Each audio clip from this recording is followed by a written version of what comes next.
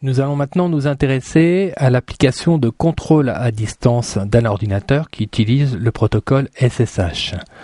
Cette application peut vous être utile si vous désirez prendre contrôle d'un ordinateur à distance, en l'occurrence votre serveur web, qui est un serveur en général un serveur Linux, donc issu de la technologie Unix. Et pour cela, vous pourrez, à partir d'un petit logiciel que vous installerez sur votre poste client, accéder au serveur, donc au serveur web, comme si vous étiez directement connecté avec un clavier sur ce même serveur web. Il existe différents clients SSH, nous passerons en revue les différents clients à la fin de cette leçon, mais quel que soit le client, la démarche restera la même. Avant de commencer la démonstration, il faut rappeler que le client SSH est une évolution de l'application Telnet qui était utilisée auparavant. Le client SSH a l'énorme avantage par rapport à Telnet d'être sécurisé puisque toutes les informations qui seront envoyées sur le serveur seront cryptées et ne pourront donc pas être interceptées lors de leur transfert. Commencez par ouvrir le client SSH. L'interface du client SSH est très rudimentaire puisqu'elle correspond à une fenêtre semblable à celle de la fenêtre d'un terminal qu'on peut avoir sur les ordinateurs. Donc dans cet écran noir va s'afficher une information vous demandant de saisir votre login.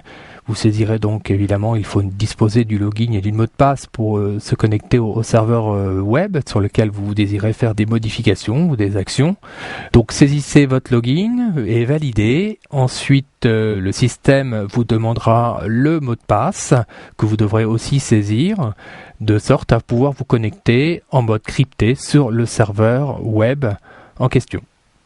Vous pouvez constater sur ce schéma que le protocole SSH sera dans un protocole TCP/IP comme toutes les applications que nous avons vues jusqu'à présent et que du côté du serveur, le numéro de port qui sera attribué au serveur SSH sera le port 22. Nous avions énoncé les différents numéros de port pour les applications et bien ici il s'agit du port 22. Dès que le serveur vous aura authentifié, une session sera ouverte sur le serveur associée à votre login. Vous pourrez alors envoyer différentes commandes shell vers le serveur de sorte à pouvoir transférer des fichiers, copier, modifier, enfin toutes les informations qu'il est possible de faire directement sur un serveur web. Les commandes shell sont des commandes qui sont des commandes issues du langage Unix. Nous allons d'ailleurs vous en présenter quelques-unes dans le slide suivant. Voici donc un petit récapitulatif des principales commandes shell d'un serveur Unix. À noter que dès l'ouverture de votre session sur le serveur, le répertoire actif sera celui du login de l'utilisateur. La commande la plus intéressante à effectuer dès que vous arrivez est la commande ls qui permet de lister tous les fichiers et répertoires contenus dans le dossier où vous vous trouvez, le dossier actif.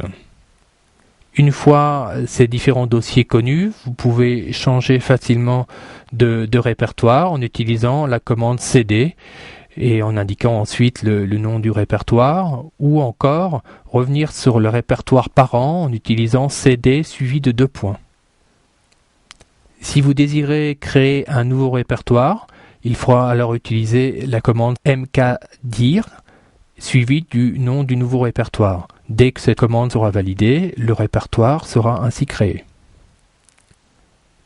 Il est quelquefois utile de savoir où on se trouve. Pour cela, il suffit d'utiliser la commande pwd qui affichera le chemin complet par rapport à la racine du serveur.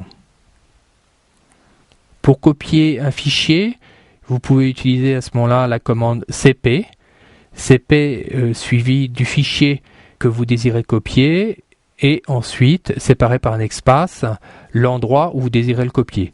Pour l'exemple qui est présenté ici, nous copierons le fichier dans le répertoire courant et sur Unix, le répertoire courant se note avec un point. C'est pour ça que après le premier nom de fichier, donc infotext, vous voyez un point. Ce point indique donc le répertoire courant où nous nous trouvons actuellement. Enfin, pour supprimer un fichier, il faudra alors utiliser la commande rm suivie du nom du fichier ou du chemin qui mène à ce fichier.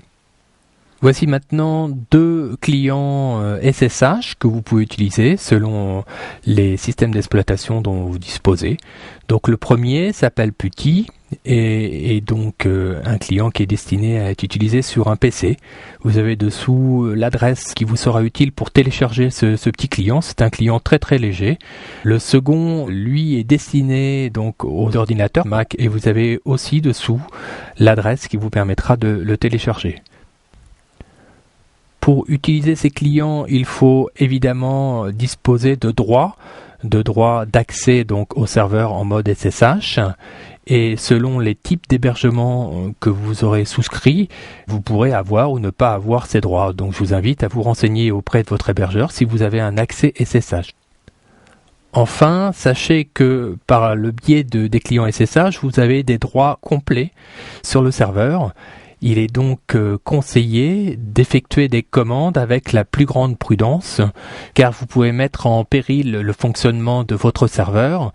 Donc, je vous invite à utiliser les commandes SSH avec la plus grande prudence.